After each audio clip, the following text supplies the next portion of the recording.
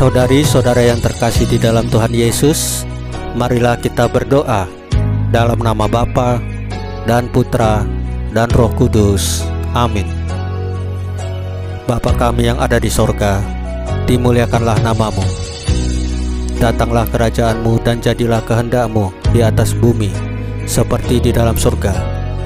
Berilah kami rezeki pada hari ini, dan ampunilah kesalahan kami seperti kami pun mengampuni yang bersalah kepada kami. Dan janganlah masukkan kami ke dalam pencobaan, tetapi bebaskanlah kami dari yang jahat. Ya Tuhan Yesus, terima kasih untuk pemeliharaan, penjagaan dan berkat-berkat-Mu bagi keluarga kami pada hari kemarin. Terima kasih untuk nafas kehidupan dan hari yang indah hari ini.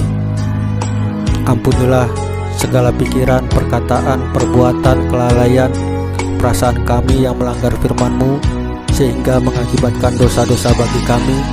Ampunilah dengan kerahiman-Mu ya Tuhan Yesus, dan berikanlah kerinduan yang besar kepada kami untuk menyambut sakramen Maha Kudus, yaitu Engkau sendiri, baik dalam misa online ataupun misa offline.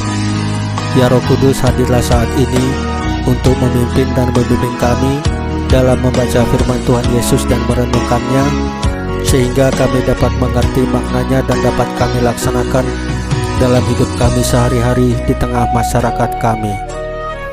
Amin. Pembacaan Injil Yohanes pasal 8 ayat 1 sampai dengan 11 dengan perikop perempuan yang berzinah. Lalu mereka pulang masing-masing ke rumahnya, tetapi Yesus pergi ke Bukit Zaitun.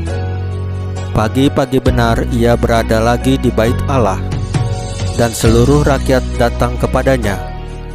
Ia duduk dan mengajar mereka. Maka ahli-ahli Taurat dan orang-orang Farisi membawa kepadanya seorang perempuan yang kedapatan berbuat zina.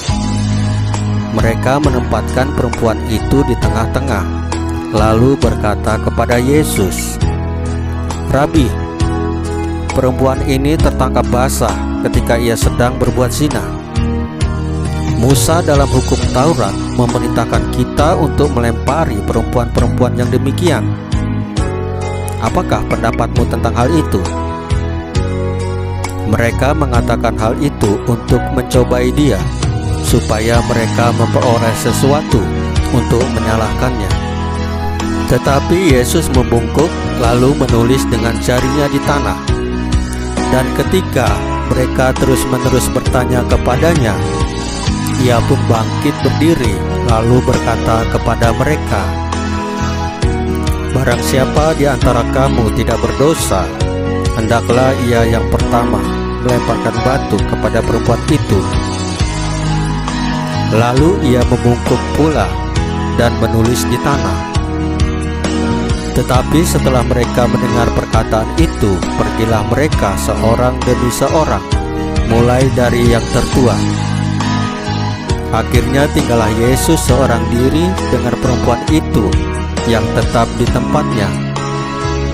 Lalu Yesus bangkit berdiri dan berkata kepadanya, "Hai perempuan, di manakah mereka? Tidak adakah seorang yang menghukum engkau?" Jawabnya, "Tidak ada Tuhan." Lalu kata Yesus, "Aku pun tidak menghukum engkau. Pergilah, dan jangan berbuat dosa lagi mulai dari sekarang." Demikianlah sabda Tuhan. Terpujilah Kristus. Saudari-saudara yang terkasih di dalam Tuhan Yesus, setiap kita pernah mengalami suatu kejatuhan atau penyesalan ataupun mengalami satu keputusan yang salah. Kita tidak sanggup menanggung konsekuensi dari keputusan itu. Kita menceritakan kehebatan dan kejayaan di masa lalu hanya karena kita tidak mau disalahkan. Melalui Nabi Yesaya, kita diajak untuk meninggalkan kenangan itu, karena waktu terus berjalan dan akan terisi dengan kehidupan yang baru. Sebagaimana Paulus setelah ditangkap oleh Kristus, ia berani menanggalkan segala-galanya untuk mengabdi kepada Tuhan Yesus. Bagi Paulus, hidup adalah karena dan demi Kristus. Artinya, setiap orang yang beriman yang ditangkap oleh Kristus semestinya hidup menurut apa yang telah diimaninya. Kualitas hidup kita sebagai orang beriman diukur oleh kualitas kita cinta terhadap Kristus. Tentu setiap orang pernah jatuh di dalam dosa, tetapi Tuhan itu selalu memberikan kesempatan kepada kita untuk berubah menjadi yang lebih baik.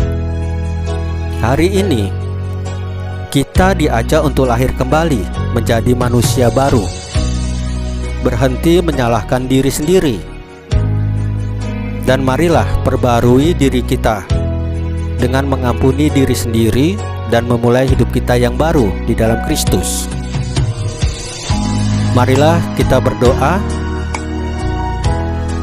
Kuatkanlah kami ya Tuhan, agar kami selalu menghidupi apa yang kami imani, sebagaimana Engkau telah menunjukkannya bagi kami melalui para utusan-Mu. Salam Maria, penuh rahmat, Tuhan sertamu. Terpujilah Engkau di antara wanita, dan terpujilah buah tubuh-Mu Yesus. Santa Maria Bunda Allah, doakanlah kami yang berdosa ini, sekarang dan waktu kami mati. Ya Tuhan Yesus, tambahkanlah iman kami hanya kepadamu saja, karena Engkau adalah Tuhan dan Juru Selamat kami satu-satunya. Tidak ada yang lain. Dalam nama Bapa dan Putra dan Roh Kudus. Amin. Saudari-saudara yang terkasih di dalam Tuhan Yesus, bacaan firman dan renungan hari ini sudah selesai. Tuhan Yesus memberkati kita semua.